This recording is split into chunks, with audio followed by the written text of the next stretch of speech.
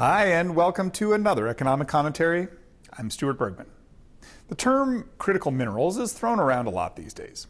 Somewhat less ubiquitous is agreement on just what makes up this loose grouping of elements.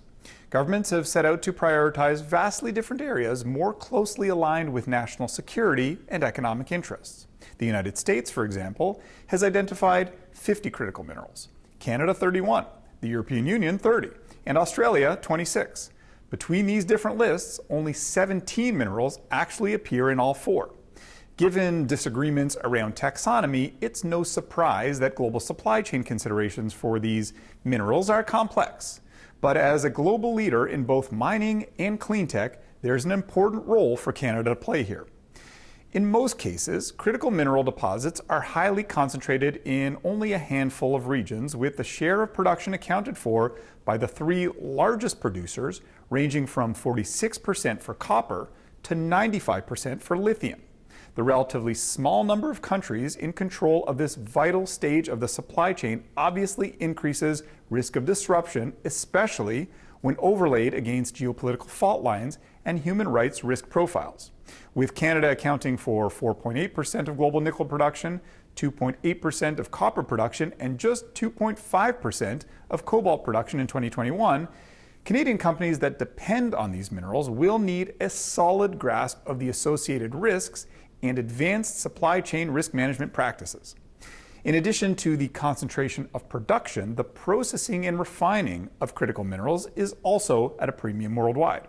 China, for example, controls 35% of global nickel processing, 50 to 70% of lithium and cobalt refining capacity, and almost 90% of rare earth elements refining.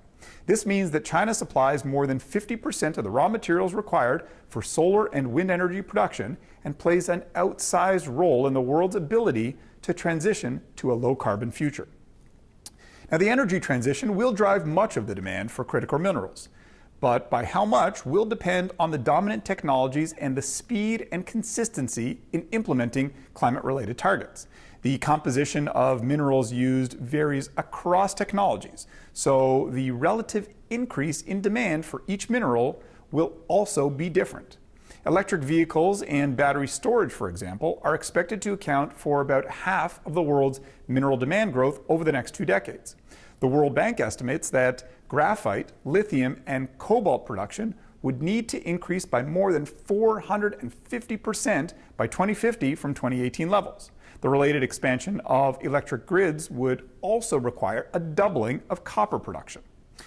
Given expectations for demand and in light of the challenges surrounding supply chain security, many countries have now modernized existing strategies in order to secure access to these critical minerals. In the US, for example, the Inflation Reduction Act commits to increasing the domestic supply of critical minerals through various incentives and investments. And the Defense Production Act aims to invest in new and existing mines. The EU is expected to enact new legislation this year to ensure a more focused approach to supply chain security. Australia is planning to update its critical mineral strategy with a focus on strengthening capabilities in downstream processing. Canada's expertise in both mining and clean tech and abundance of mineral resources provides a unique opportunity in this space. The December 2022 Canadian Critical Mineral Strategy plans to boost our country's capabilities along the critical mineral value chain through increased research and development, required infrastructure investments, accelerated project development, workforce planning, and consultation with Indigenous peoples. But the early stage nature of the sector will prove a challenge. The extraction, processing, and refining of critical minerals is different from Canada's long history of gold, copper, silver, and uranium mining.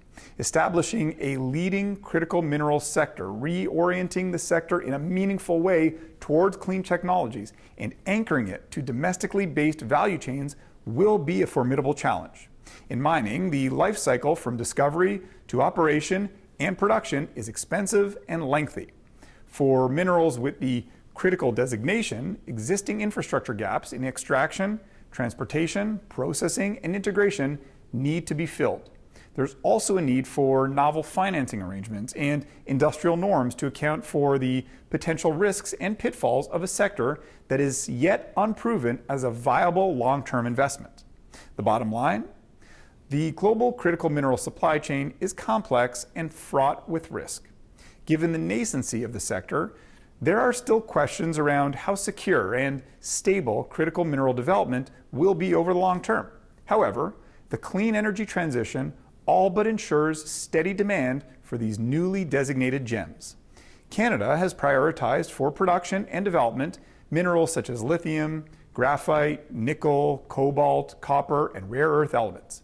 Enhanced strategic cooperation with like-minded partners will help ensure viable and resilient mineral supply chains and can open multiple avenues in different markets for Canadian firms to tap into. This week, a very special thank you to Nadeem Rizwan and Kevin Elliott, country risk analysts in our Economic and Political Intelligence Center, for their contributions.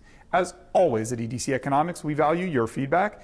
If you've got ideas for topics that you'd like us to explore, please email us, and we'll do our very best to cover them in future editions of the commentary.